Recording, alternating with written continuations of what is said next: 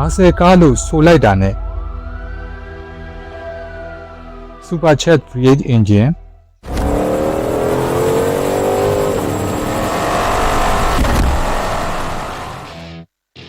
နောက် B ရဲ့စနစ်ဖြစ်တဲ့ Railway Drive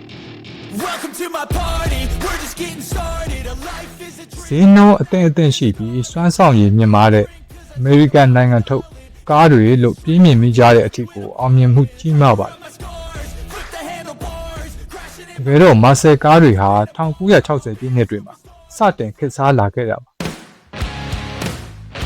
ရွေချက်ကတော့ရိုးရှင်းပါတယ်။တာမန်မီသားစုစီစဒန်ကားပိုတဲ့တဲ့ကိုစွမ်းဆောင်ရည်မြင့်မားပြီးအားကောင်းတဲ့အင်ဂျင်တွေကိုထည့်သွင်းလိုက်တာပါပဲ။ရလက်ကတော့မီးပွိုင်းကနေစထွက်တာနဲ့တာယာတွေကိုမီးခိုးထွက်အောင်ဘန်းတော့လုပ်တဲ့ drag racing ကားတွေဖြစ်လာခဲ့တာပါ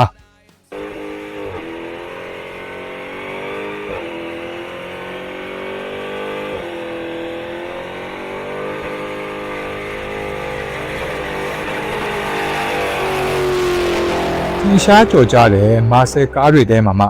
ယနေ့ခေတ်ထိတိုင်အောင်မြင်ပြီးဆက်လက်ထုတ်လုပ်နေတဲ့ Marcel ကားတွေဖြစ်တဲ့ Dodge Charger Ford Mustang Dodge Challenger Chevrolet Camaro အစရှိတဲ့ Marcel ကား၄စီးအကြောင်းကိုတင်ဆက်ပေးတော့မှာဖြစ်လို့ဒီဗီဒီယိုလေးကိုကျွန်တော်နဲ့အတူအဆုံးထိလိုက်ပါကြည့်ရှုပေးပါဦး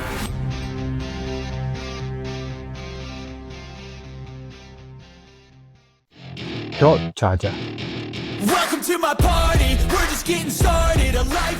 ဒီကားကတော့အခုပြောပြမယ် Marcel ကားတွေထဲမှာတစ်စီးတည်းတော့တကားလေးပေါက်ပါဝင်တဲ့ကားဖြစ်ပါတယ်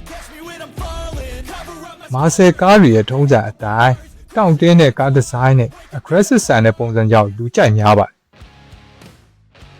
Wide body နဲ့ Dodge Charger ဟာဆွဲဆောင်မှုရှိအောင်ဒါမက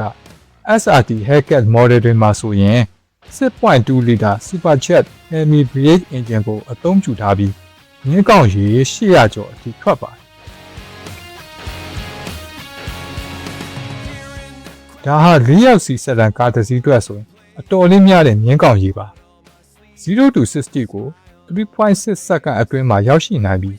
တာမန်ဆက်တန်ကားတစ်စီးသက်ဆိုင်ရင်အတော်လေးကိုမြန်ပါတယ်။ဒါအပြင်သူ့ရဲ့ wide body design ကြောင့်လမ်းပွေတွေမှာ stable ပိုဖြစ်ပြီးကား handling ကိုပုံမကြီးငိမ့်စေကမောင်းနှင်ရတာ fun to drive ဖြစ်စေမှာအမှန်ပါပဲ။ Marcel ကားအများစုဟာ2ယောက်စီးကူပေးပုံစံဖြစ်ပေမဲ့ Dodge Charger ကတော့တကားလေးပေါက်ပါဝင်တဲ့4ယောက်စီးဆက်တန်ကားတစ်စီးဖြစ်ပါတယ်။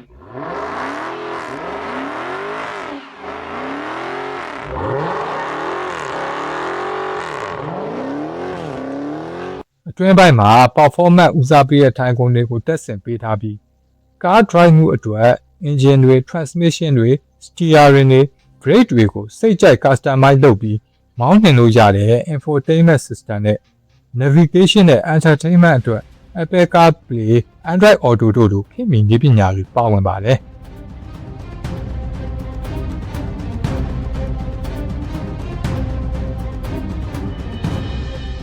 ဒီသားစုစီးဖို့နဲ့ daily drive မောင်းနှင်ရုံသာမက performance လည်းကောင်းတဲ့sedanကားတစ်စီးကိုလိုချင်သူတွေအတွက် Dodge Charger ဟာအကောင်းဆုံးရွေးချယ်မှုတစ်ခုဖြစ်မှာအသေးချာပါပဲအခုဆိုရင် Dodge ဟာလျှက်စစ်ကား EV ခေတ်ကိုကူးပြောင်းဖို့ပြင်ဆင်နေပြီဖြစ်ပါတယ်။ Dodge Charger ရဲ့ EV ကားအသစ်ကိုလည်းမိတ်ဆက်လိုက်ပြီဖြစ်ပါတယ်။ Welcome to my party. We're just getting started. A life is a dream or a nightmare scarring. Hand me a drink cuz I think I'm going all in. Get me a shrink who can catch me when I'm Superchat V8 ရဲ့ engine အတန်တွေဟာတဖြည်းဖြည်းနဲ့ထာဝရပျောက်ကွယ်သွားမှာကိုတွေးပြီးစိတ်မကောင်းဖြစ်မိပါတယ်။ဒါကြောင့်ဒီလို engine တန်အကျယ်ကြီးနဲ့အကျဉ်းစားမောင်းနေနိုင်တဲ့ SRT Hellcat 6.2 liter Superchat Hemi V8 Charger တွေဟာကားချစ်သူတွေအတွက်တန်ဖိုးမဖြတ်နိုင်တော့တဲ့အမှတ်တရဖြစ်လာတော့မှာပါ Welcome to my party. We're just getting started. A life is a dream or a nightmare scar. Ford Mustang မာဆယ်ကားလို့ပြောလိုက်တာနဲ့လူတိုင်းပြင်းမြင်မိကြတာကတော့ Ford Mustang ပါပဲ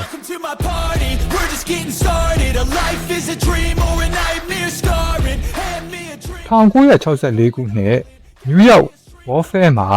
စတင်မိတ်ဆက်ခဲ့ခြင်းကစလို့ဒီကားဟာတကမ္ဘာလုံးကကားချစ်သူရဲ့နှလုံးသားကိုသိမ်းပိုက်နိုင်ခဲ့ပါတယ်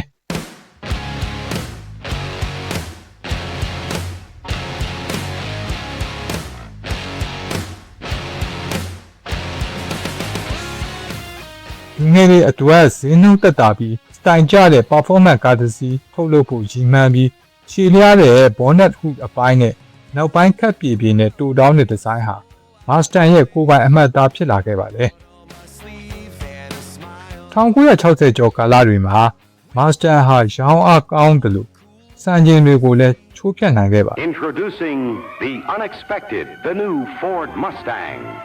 Mustang, a brilliant new kind of car, a new generation of Fords. အခုခေတ် Chevy GT 500လိုမျိုးစွမ်းဆောင်ရည်မြင့် model တွေကလည်း Mustang ကိုယနေ့ခေတ်ပြန်ကားလောကရဲ့ထိပ်သီးစည်းရင်းတွေထဲဝင်အောင်စွမ်းဆောင်ထားနိုင်စေဖြစ်ပါတယ်။ Ford Mustang Deadhawk ရဲ့ဒီဇိုင်းတွင်ပြင်ဆိုရင်ခေတ်ရှေ့ပြေးပြီး Muscle ကားတွေရဲ့ထုံးစံဖြစ်တဲ့ 5.0 liter naturally aspirated V8 engine ကိုတက်ဆင်ထားပြီးမြင်းကောင်းရေ900ကျော်ထွက်ပါတယ်။ဒီပညာပိုင်းတွေမှာလည်းတွဲအင်းချက် digital cluster တွေ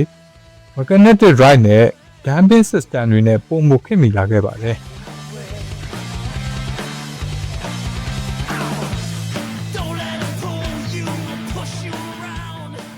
ဒေါ်လာ3သိန်းခွဲတန်ကြေးရှိတဲ့ Ford Mustang GTD မှာဆိုရင်တော့အနောက်ဘက် suspension ကိုတမူထူးခြားတဲ့ဒီဇိုင်းနဲ့ဖန်တီးထားပြီးအဆိုပါ suspension ကိုမြင်တွေ့နိုင်ဖို့အတွက် glass cover ကိုပါတက်ဆင်ပေးထားတာကလည်းတခြားကားတွေနဲ့မတူပဲတမူထူးခြားပါတယ်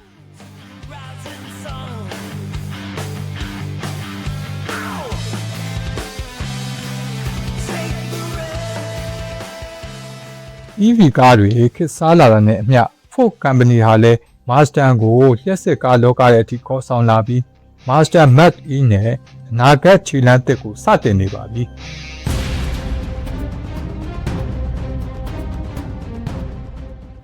ရုပ်ရှင်ကားပေါင်းများစွာမှာပါဝင်ခဲ့ပြီးအမေရိကန်တွေရဲ့ယဉ်ကျေးမှုတစ်ခုကိုဖြစ်လာတဲ့ Mustang ဟာကားတစ်စီးဆိုတာထက်ကိုပိုပါတယ်။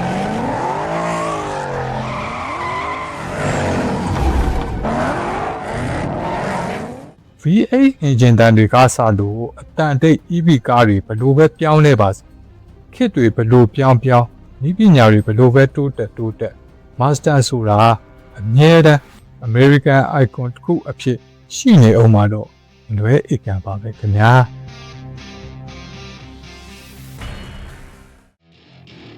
တော့ Challenger Welcome to my party. We're just getting started. A life is a dream or a nightmare. ကားလောကမှာခင်းရည်စည်းကြောင်းတွေဘလို့ပဲပြောင်းပါစေဆယ်စုနှစ်များစွာတိုင်အောင်သူ့ရဲ့မူလ DNA ကိုမဖြောက်ပဲရက်တည်နေတဲ့ကားတစ်စီးရှိပါတယ်။အဲ့ဒါကတော့ Dodge Challenger ပါ။ Superstar, just on my avatar. This world is so bizarre. Empty out the reservoir. Yeah. aggressive ဖြစ်တဲ့ design ပုံစံ wide body နဲ့ muscle ကားတွေရဲ့အမွေအသက်ကိုအပြည့်အဝပေးနိုင်တဲ့ကားတစ်စီးဖြစ်ပါတယ်။ Dodge Challenger ကိုရိုးရိုးတာမန် V6 engine အပြင် 6.2 liter supercharged Hemi V8 engine ကိုပါရွေးချယ်နိုင်ပြီး haircut မှာဆိုငင်းကောက်ရည်800ကျော်ဒီမွန်ဘာရှိနေမှာဆိုရင်မြင်းကောက်ရည်1000ကျော်အထိထွက်ပါတယ်ဒီဘာကိုနင်းလိုက်တိုင်းထွက်ပေါ်လာတဲ့အေရောတန်ကတူရီယာတစ်ခုကိုတီးနေရတယ်လို့စိတ်ခံစားမှုမျိုးကိုပေးစွမ်းနိုင်မှာပါဒါဟာ Challenger ကိုကားတစ်စီးထက်ပိုတဲ့ခံစားချက်မျိုးကိုရရှိစေပါတယ်အပြင်ဒီဇိုင်းကအနည်းငယ်ခက်နောက်ကျနေတဲ့ပုံစံမျိုးရှိပေမဲ့အတွင်းပိုင်းမှာတော့ high tech တွေကိုအသုံးပြုထားပါတယ်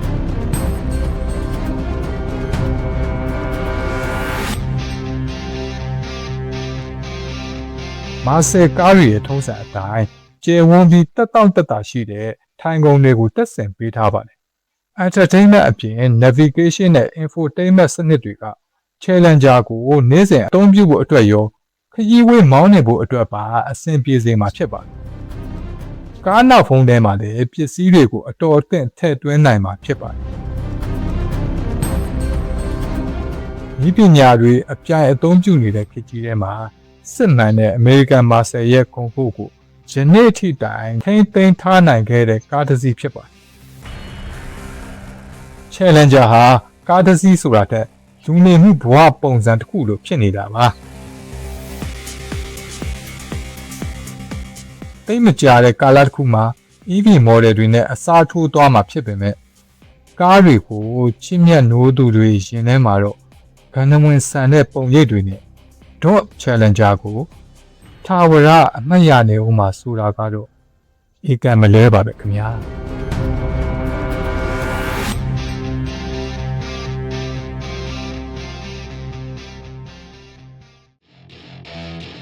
Chevrolet Camaro Welcome to my party. We're just getting started. A life is a dream. American Muscle ကားလောကရဲ့ကဏ္ဍဝင်ကားတစ်စီးလို့ပြောလိုက်ရင် Chevrolet Camaro ကိုဘယ်သူမှမေးထားလို့မရပါဘူး။ Get me a shrink who can catch me when I'm falling. 1969ခုနှစ်ကစပြီးဒီနေ့ခေတ်အထိ Camaro ဟာတောင့်တင်းတဲ့ကားဒီဇိုင်းလျင်မြန်တဲ့အမြန်နှုန်းနဲ့မောင်းနှင်လိုသူတွေအတွက်ရွေးချယ်စရာတစ်ခုဖြစ်ခဲ့ပါတယ် Who can catch me when I'm falling. Cover up my scars. Camaro ရဲ့ဒီဇိုင်းက aggressive ဆန်တဲ့အသွင်ပြင်နဲ့တစ်ချိန်တည်းမှာပဲတောင့်တင်းခိုင်မာတဲ့ muscle ကားတွေရဲ့ခံစားမှုမျိုးကိုပေးစွမ်းပါတယ်သူ့ရဲ့ကျေပြန့်တဲ့ကိုယ်ရဲ့နေဆင်းသွားတဲ့အမိုးလိုင်းတွေနဲ့ shut ဖြစ်တဲ့ဒီဇိုင်းဟာလေခွင်းအားကိုအကောင်းဆုံးထိန်းချုပ်နိုင်အောင်လို့တည်ဆောက်ထားတာဖြစ်ပါတယ်။ handling ဘိုင်းမှာလည်းမောင်းနှင်ရတာအဆင်ပြေလွယ်ကူစေမှာပါ။အထူးသဖြင့်နောက်ဆုံးထွက် model တွေမှာဆိုရင် LED မီဒီဇိုင်းအသစ်တွေကပိုခက်မီရဲ့ဒီဇိုင်းနဲ့ဆွဲဆောင်မှုကိုပိုရှိစေပါတယ်။ Chevrolet Camaro ကိုပိုပြီးထင်ရှားစေတာကတော့ Transformer ရုပ်ရှင်တွေပဲဖြစ်ပါတယ်။ Camaro ရဲ့တောင့်တင်းတဲ့ကားဒီဇိုင်းနဲ့စက်ရုပ်ပုံဒီဇိုင်းကိုတွဲဆက်အသုံးပြုထားတာကြောင့် Camaro ကိုပိုပြီးထင်ရှားကျော်ကြားစေခဲ့ပါတယ်။ Performance ဘိုင်းမှာလည်း 2.0 liter turbo engine ကစလို့ 6.2 liter supercharged V8 engine တွေအထိရွေးချယ်စရာရှိပါတယ်။ V8 engine ဟာမြင်းကောက်ရည်650အထိထုတ်လုပ်ပေးနိုင်ပြီး0 to 60ကို 3.5 second အတွင်းမှာအရှင်းတင်နိုင်ပါတယ်။ Transmission အနေနဲ့ 10 speed automatic transmission ကိုရွေးချယ်ဝယ်ယူနိုင်ပြီး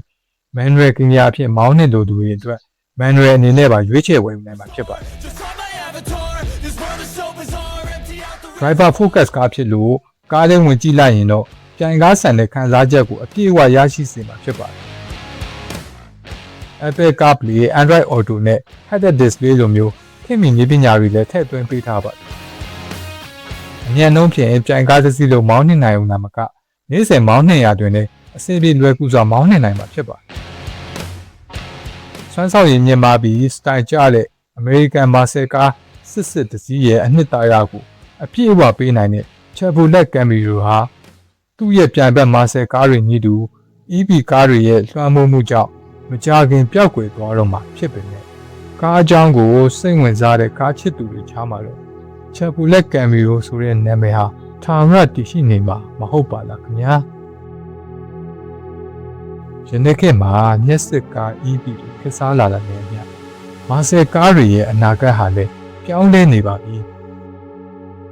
Supercharged V8 engine တန်တွေတဖြည်းဖြည်းနဲ့ပျောက်ကွယ်ပြီးနည်းပညာဦးစားပေး electric motor တွေဘက်ကိုကားထုတ်လုပ်သူတွေခြေဦးတွေလှည့်လာနေကြပါပြီ